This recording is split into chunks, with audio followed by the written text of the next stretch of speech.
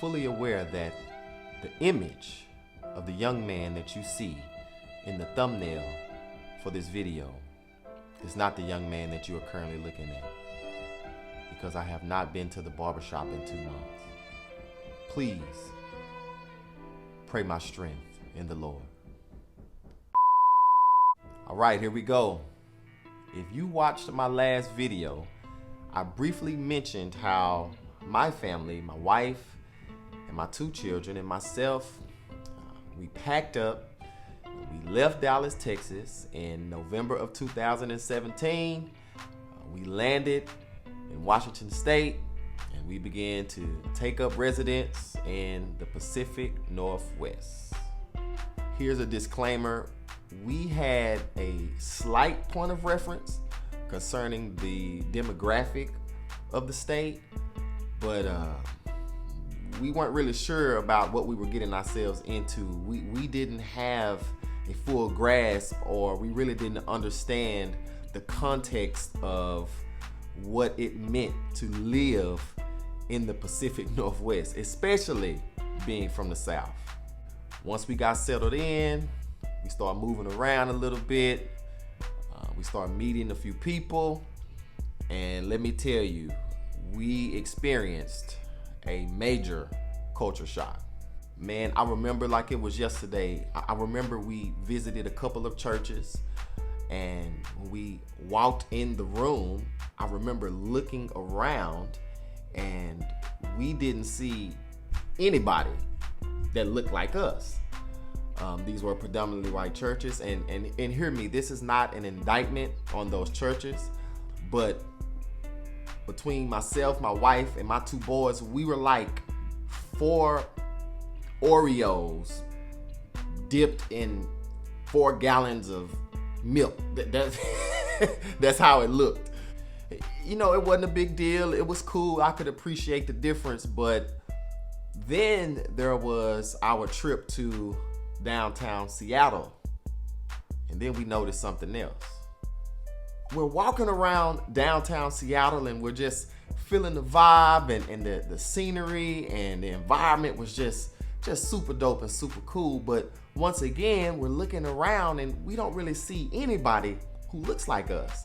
We're walking down the street and I just felt this tension. That's the only way I can really explain it. And being from the South and having the value of Southern hospitality, so to speak, or just hospitality in general, kind of ingrained in who I am and how I treat people and how I communicate. I'm making eye contact with people, and I'm nodding my head and I'm smiling and I'm saying, "How you doing?" But people are ignoring us and they're looking at us like, you know, wait a minute, what are you doing here? Are you an alien, or are you from Mars? And it was just the weirdest experience, man.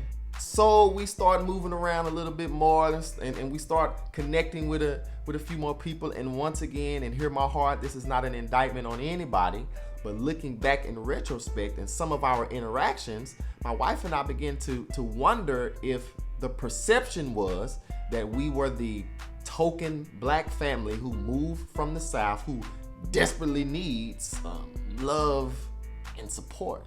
We started trying to build relationships and engaging with more people, and as we began to immerse ourselves in more conversations and more relationship building, we would talk about our experiences and our past life and things that we were interested in, and maybe even some of our dreams. And the response was like, with certain folks, you know what I mean, like shocking or surprised that we have had some of the opportunities that we had and that we have embarked on, or had the opportunity to partake in some of the privileges that we have been able to partake in. Like, oh my goodness, like you were able to do that, and you had this, and what are you doing with that? And like because I'm just gonna be honest, like because we black, we didn't have the same opportunity to experience some of the privileges that all Americans should be able to experience. Hopefully that makes sense. Now we're about 5 or 6 months into our journey. I befriend an awesome guy who's white, by the way. We get real cool. We're still cool to this day. And he invites myself and my wife to a community event. And let me give you a little context. This guy does great work in the community, and this event that we were invited to, I'll just say that my buddy was one of the guys in charge. So keep that in context. So we pull up at the venue, looking fresh, looking fly, swag on 100,000 trillion, you dig? My wife had on a real nice, pretty, long red dress, and red is my favorite color, by the way. Matter of fact, here's a picture.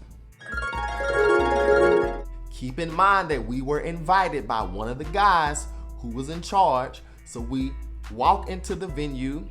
We got a paper or something like that, and we're looking for our table, which is close to the front, which once again, we were designated to sit at this table by one of the guys who was in charge. So we get to our table, and obviously no one at the table looked like us, which was cool. It wasn't a big deal. I really didn't expect to see any black people there.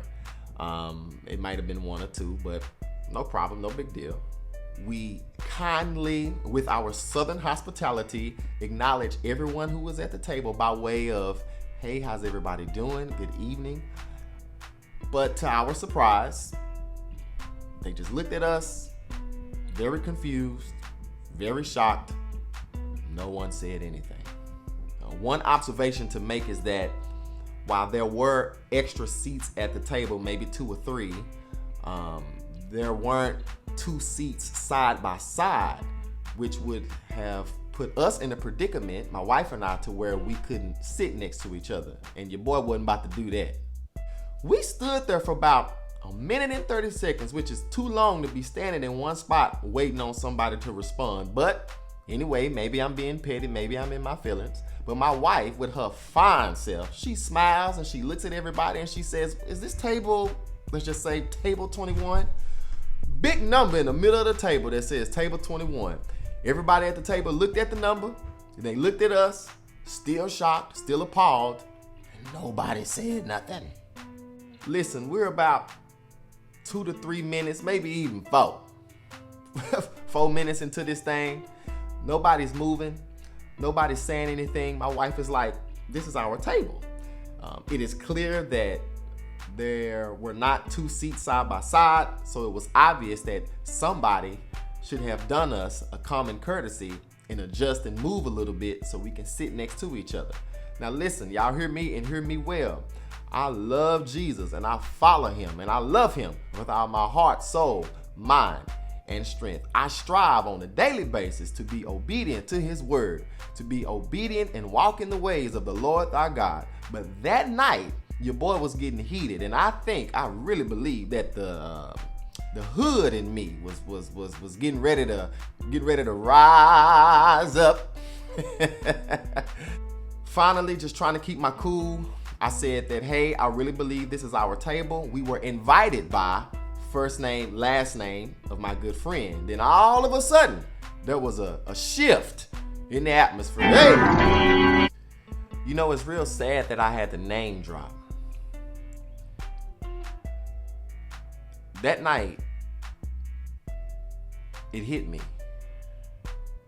That night is a night, and this is gonna sound strange, but that was a night when I realized that I was black. I know that sounds weird. But that was the night that I would like to call my great awakening. Our brothers and sisters in the conscious community have coined the term woke, hence the choice of the title of this video, The Great Awakening, my great awakening as a black man. This term woke essentially means being socially aware or even self-aware of the societal and the systemic impacts that life has on particularly people of color. I really believe that I woke up that night. When I say that I realized that I was black, what I mean is I finally got a grasp on the implications and the ramifications and sometimes even the consequences of being clothed in brown skin and what that means for me and what that means for my family. and how that, unfortunately, due to the negativity and the evilness, so to speak, or the ignorance of some people, that puts me, my wife, and my children at an automatic disadvantage because of what has happened to us historically.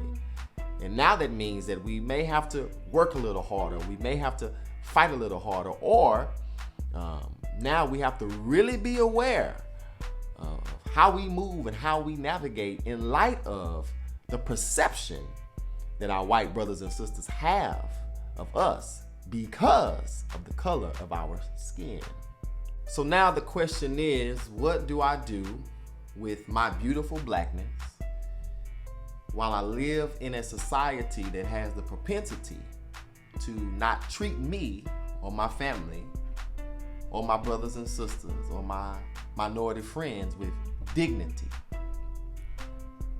Well, brothers and sisters, I plan to talk more about this. In the meantime, I love you. To be continued. Peace.